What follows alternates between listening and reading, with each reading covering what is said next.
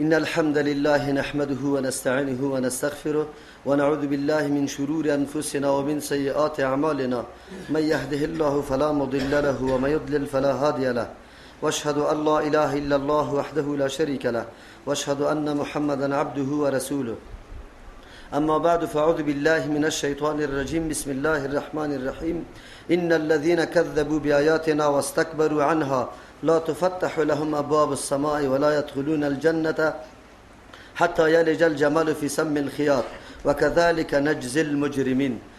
آیت 40 سوره اعراف.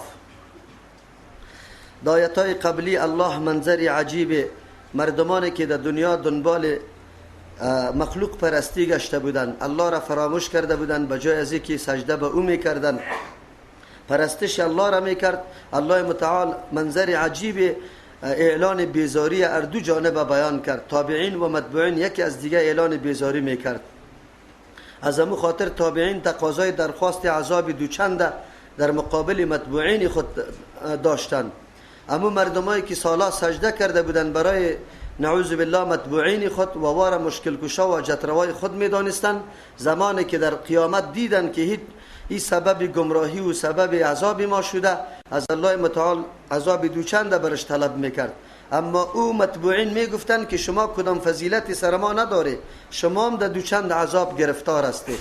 علت متبوعین خود دوچند عذاب به خاطری داره که یکی خود گمراه بودن و دیگه سبب گمراهی دیگران شدن. اما تابعین چرا دوچند عذاب بالایشان است؟ ظالم که هر قدر ظلم میکنه به واسطه تو نوکر میکنه و تو چیسته بادیگارد میکنه، وگرنه قماندان خود یک نفر است، نمیتونه سری مردم ظلم بکنه، غصب بکنه، تجاوز بکنه، مردم آزار و اذیت بده.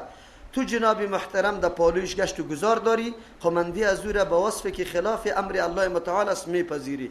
از همون خاطر است که تو باید مستحق دو عذاب شوی. یک عذابی است که تقلید کرکرانه کردی، خود تسلیم به او کردی بدون از اینکه امر الله را در نظر بگیری، تو امر از او را پذیرفتی و اجنوا تفکر نکردی، مطالعه نکردی که آیا این قابلیت از را داره که ما پشت سرش روان شوم، امرش ابو پذیرم یا نه. بجای از اینکه به کتاب الله رجوع میکردی، حقیقت دین خدا میشناختی، الله را پرستش میکردی، مخلوق عاجز و ضعیف برای پرستش خود گرفتی و او را مشکل کشا و حاجت روا دانستی. حتی تمام خوب و بد زندگی خدا از ناحیه عموم مردکه میپنداشتی. دوم به خاطر امی بادیگاردی تو یاد پالوی از او استاد شدن، او مردکه قوت پیدا کرد که سبب ظلم بالای دیگران شده. از همون خاطر است که همیشه پاچاهای ظالم توسط لشکر ظالم قوت پیدا میکنه که غصب و ظلم میکنه. اگر ملت در مقابلش پادشاه بخیزه و پادشاه را همراهی و مساعدت نکنه، پادشاه ظلم کرده نمیتونه. همین نظام دموکراسی را که امروز غرب اعلان میکنه، اگرچه در ظاهر حکمت مردم میگه، لیکن مشکل در اینجا است که یا قانون هم از جان خود میسازن و همین قانون خواسته خود مردم است. از این ناحیه این حرام و نارواست.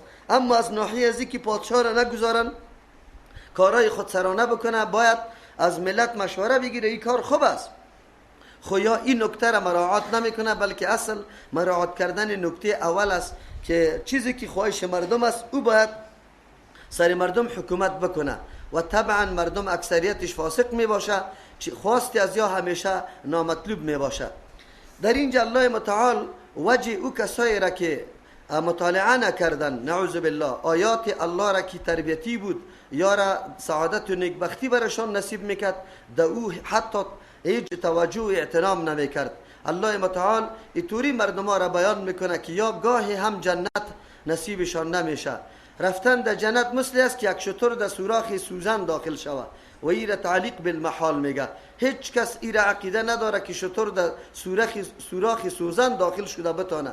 پس داخل شدن همچو مردم در جنت و در نعمتهای الله متعال هم محال است، هیچگاه نمیتونن که داخل شود. الله متعال آن چیزی که سبب بدبختی انسان میشه او را بارها بیان میکنه.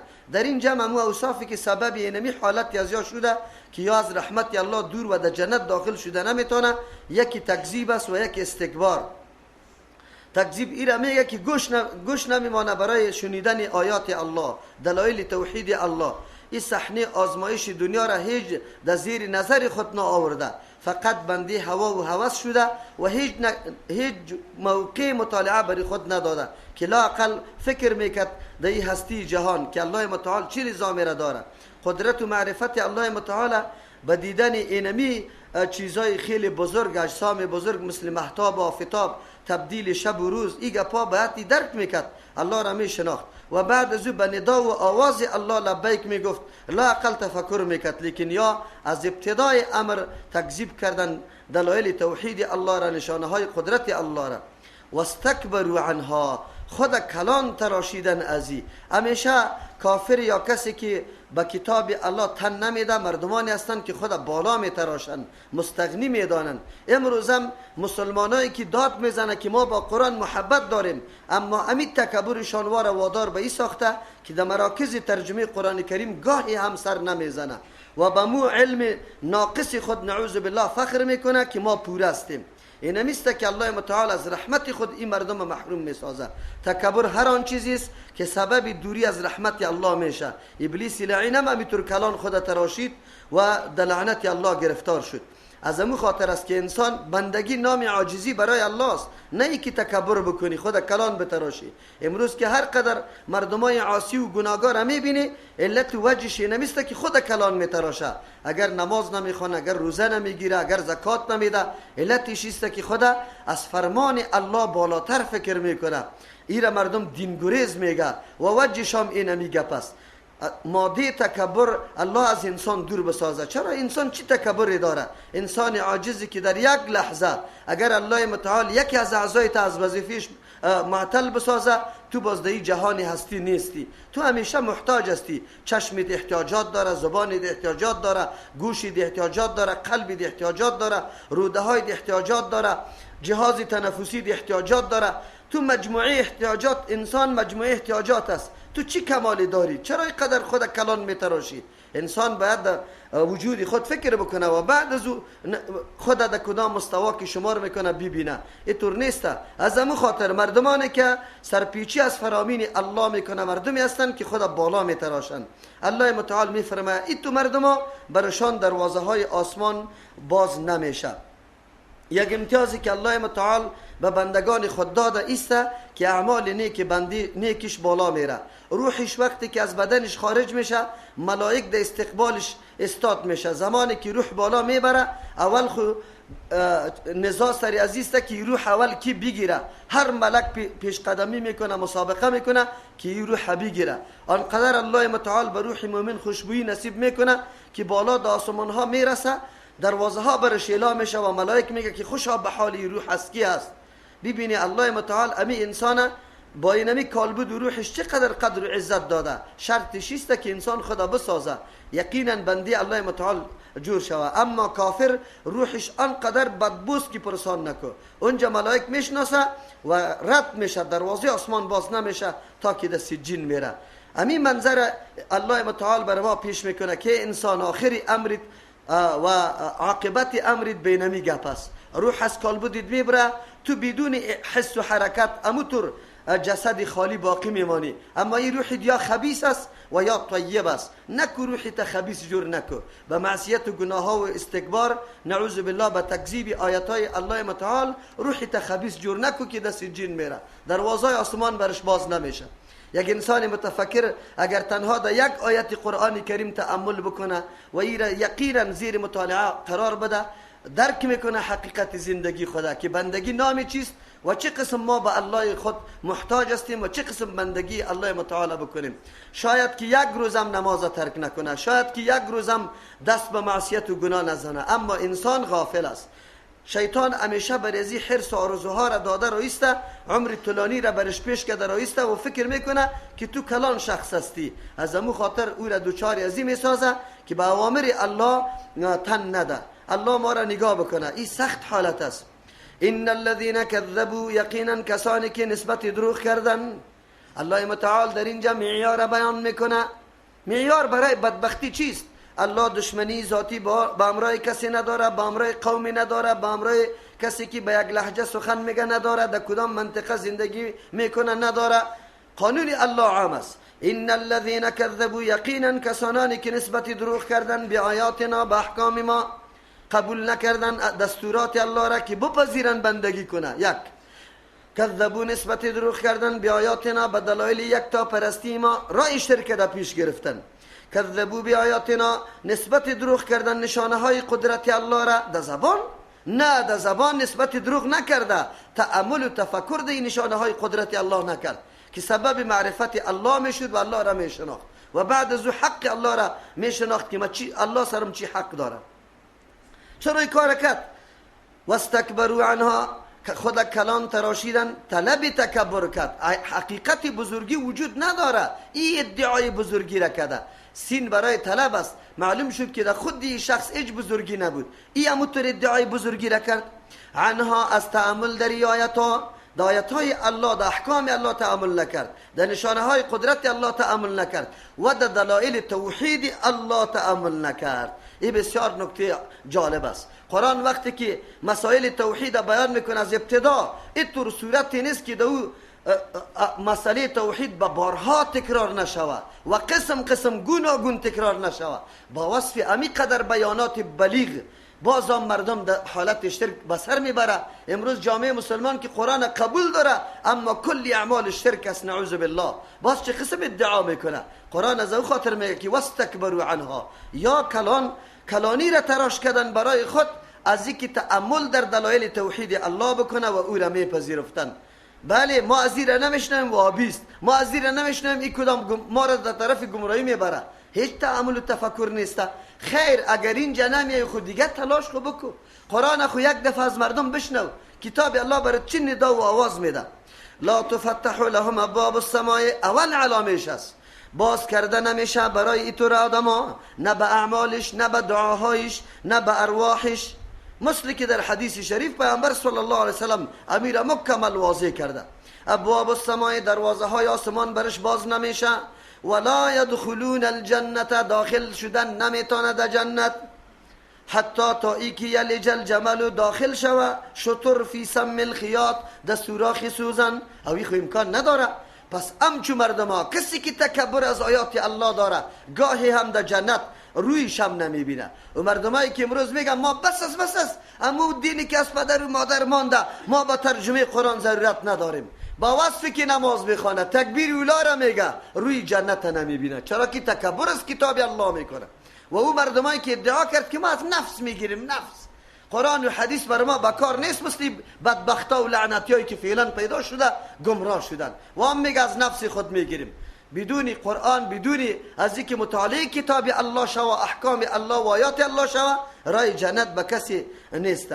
در مسئله جمل، در بعضی قرائت‌ها جمل لام شد برش داده شده و مراد از او امور اسمانی است که توسط از او کشتی ها بسته میشه در لب بحر، کلان کلان، که او را به نام کنده یاد میکنه. او اسمانا چون که اکثرش لیلون است و سرش خیلی بخ است، او را که هر قدر بزنید چی سوراخی سوزن او هم داخل شده نمیتونه. راستی هم مناسب با تار امور اسماناست، او هم داخل نمیشه، او هم محال است. اما جمل اطلاقی عامش در قرآن کریم بالای شتر شده، مناسب نیست که این دو کلمه ببریم. منظور بیان این است که کسایی که تکبر از دلایل توحید الله کرد، در راه شرک در پیش گرفته، هیچ امکان نداره که در جنت داخل شود. و کذالک نجزی المجرمین، قانون الله عام است. هر الله قانونی خود اعلان میکنه و کذالک، مثل که نمی مردم ها تکبر میکنه از تأمل و تفکر دلایل توحید الله، نمیپذیره یک تو پرستی الله را. هر مجرم ما اینمی قسم پاداش میدیم. الله میگه ما دشمنی ذاتی با کسی نداریم، بس کسی که مرتکب جرم میشه. جرم کدام جرم؟ بزرگترین جرم که شرک است، که از او کده بالاتر جرم دیگه وجود نداره. اینطور مردم ها در جنت داخل شدن غیر ممکن. لهم من جهنم، به اینطور مردم ها از جهنم مهاد، فرش و بستر است، یعنی زیر توشکشان آتش، و من فوقهم، از طرف بالایشان غواشون، پوششا یا لحافهایشان آتش است. از هر جانب آتشی را احاطه کرده. الله نگاه بکنه، کسی که بستره و لحافش آتش باشه.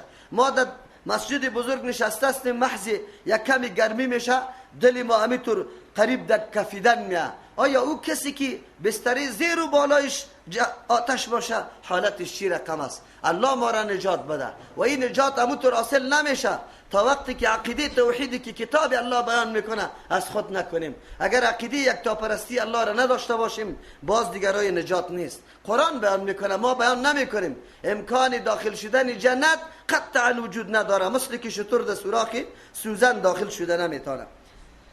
و کذالک نجزی الظالمین، اینمی قسم ما پاداش میدیم به کسایی که ظالم است. ظالم کسی را میگه که حق نمیشناسه، یک چیز در جای نامناسبش میگذاره.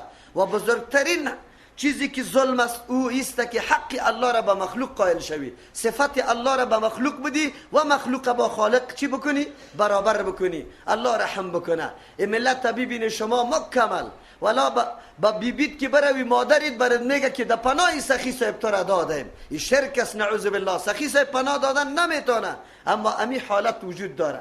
در خاندان خود ما خوب تأمل بکنید.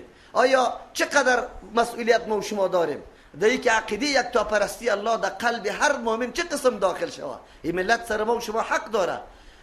امی مردم در تاریکی ها زندگی کرده، کتاب الله قاط شده بود، کتاب ثواب بود، به مردم بیان نشد. ما باید آنقدر محنت بکنیم به خاطر ترویج ترجمه قرآن کریم، تفسیر قرآن کریم، فهماندن مردم به صدای قرآن کریم که هدف قرآن چی چیز است. این را باید مردم بدانیم. هر نوع امکاناتی که در دست داریم تلاش بکنیم ملت خود از این کتاب الله آگاه کنیم. والذین آمنوا، بله جانب مقابل قرار دارد. دو قطب است، دو طایفه است. یک طایفه کدام طرف قرار داده خود کلان تراشیده با وصفی که محتاج ترین شخص است. انسان محتاج ترین شخص است. به یک غذا ضرورت داری، غذا یک چیزی غیر ذیروح است اما تو برش ضرورت داری. به آب ضرورت داری و انسان مکمل وجود احتیاجات است. چرا تکبر میکنی؟ بله والذین آمنوا، در مقابل اینطور طایفه و گروپ مردمایم پیدا میشه. والذین، و کسانانی که آمنو ایمان آوردن، باور کردن، تمام اخبار قرآن کریم یقین کردن. آمنو ایمان آوردن به امو ایمانی که قرآن تشریح کرد. و عمل الصالحات، عمل صالح انجام داد. بله معیار برای نجات دو چیز است، ایمان صحیح و عمل درست. ایمان صحیح او را میگه که مطابق قرآن باشه. کدام نقشه که قرآن برای ایمان داده امون نقشه. این نقشه کدام است؟ تصرفی مکمل، الحمدلله، کل صفتای کمال مخصوصی الله است. این عقیده را باید داشته باشی. یک صفتی کمال برای مخلوق ثابت کرده نمیتونی، با امرای الله برابر شده نمیتونه. پیش نمیریم، دم یک نکته ایمان تشریح میشه. الحمدلله، کل صفتای کمال مخصوصی الله متعال است. وقتی که تو میگی زیارت شفا میده، زیارت جور میکنه، اولاد میده، کاری ما مشکل محل میشه، صفت الله را به مخلوق ثابت کردی. و کسی که در زیر خروار خاک خواب کرده، جنازهش تو خواندی، مردهش تو دفن کردی و عورت خود پوشانده نمیتونست از چشم تو، از نظر تو غسل دادی، او را حاجت روا و مشکل کشا میگه. حالی ما مردم او بت پرستا را ملامت میکنیم که سنگایی یک بی‌حسه او را معبودی خود قرار داده بودی. مسلمانی که قرآن میخوانه که قبر معبودی خود قرار داده، این چطور است؟ این از او که درجهش کمتر نیست؟ درجهش خیلی کمتر است، ولی کی را آگاه کرد؟ ایمانی که قرآن تشریح میکنه اینمی رقم است. ایاک نعبد و ایاک نستعین، ایمان است. کل عبادت ها مخصوص الله باشه. نظر عبادت است، لیکن مردم به بیبی میکنه، به حسین میکنه، به فاطمه میکنه. عبادت است، دعا عبادت است. از کی طلب داره؟ امروز ببین افغانستان چقدر یک قریه خالی نیست بابا داره. بابا و بابا چی را میدانست؟ همین بابا برای ما و شما معلوم بود که کلمه خود معنا و مقصدش میفهمید یا نه؟ کدام بابا بود؟ تفسیر میدانست، تصنیف کرده، تالیف کرده، چی کرده؟ باباست. بابای قوم است. بابای قوم است، حالی مشکل کشا و حاجت رواست. مردم برش عقیده داره. گنبد سرش جور شده، سنگاش در جان زده میشه، آلوچک دش انداخته شده، به نامش نظر میشه، در گرد قبرش طواف میشه، خاک قبرش خورده میشه. این مسلمان است. عقیده قرآن کدام عقیده است؟ معیار نجات ایمان صحیح است که قرآن تشریح کرده. دوم، و عمل الصالحات، او مردمایی که میگه دلی تفاک دل گپ در عمل نیست. دروغ نگو ملحد. قرآن برات میگه بدون عمل صالح داخل شده نمیتونی در جنت. و عمل الصالحات، عمل صالح انجام میده. عمل صالح بعد از ایمان دو شرط داره: خالص به خاطر رضای الله متعال باشه. خالص هر عبادت که میکنی به شکلی بکو که در او ریا نبیه، خودنمایی، سمعت نبیه. تمام میکنه ریا عملی برباد میسازه. خالص برای الله باشه، موافق نقشه رسول الله صلی الله علیه وسلم باشه. بله هر عملی باید نقشه پیغمبر را مطالعه کنی، مطابق از او انجام بدی. اما مردم نقشه پیغمبر از کجا یاد بگیره؟ در شکم مادر یاد میگیره. در کل عمر یک حدیث پیغمبر را نشونیده، در کل عمر حدیث نمیشناسه. حدیث چی است؟ امروز که بعضی مردمایی که واقعا الله برشان توفیق بده خدمت به قرآن و حدیث میکنه، در جامعه متهم میشه، میگه یا تفرقه مندازه. ما تفرقه مندازیم؟ پیش الله رفتنی نیست یا علم؟ تو که مرا تفرقه انداز معرفی میکنی، پیش الله رفتنی است یا نه؟ تفرقه را کی انداخته؟ تفرقه را او کسی انداخته که نظر امام و مجتهد خدا از حدیث، از سخن پیغمبر کرده بالا میتراشه. او کس تفرقه را انداخته. ما خو ملت دعوت میدیم به وحدت. بیا یک کلام الله و رسول الله را بپذیریم. خلاص یک راست، یک مسیر است، یک حق است. ما تفرقه ننداختیم، شما تفرقه را انداختی. ملت در به در خاک بسر کردی. نکنی تو. امو امام بیزار است، در روز قیامت اعلان بیزاری خدا میکنه. دعوت نداده او به سوی رأی خود و قول خود، گوی دعوت نداده. هر عالم دعوت به سوی کتاب الله و سنت رسول الله داده. لا نکلف نفسا الا وسعها. چطور یک جماعت در جنت میره دیگه در دوزخ میره؟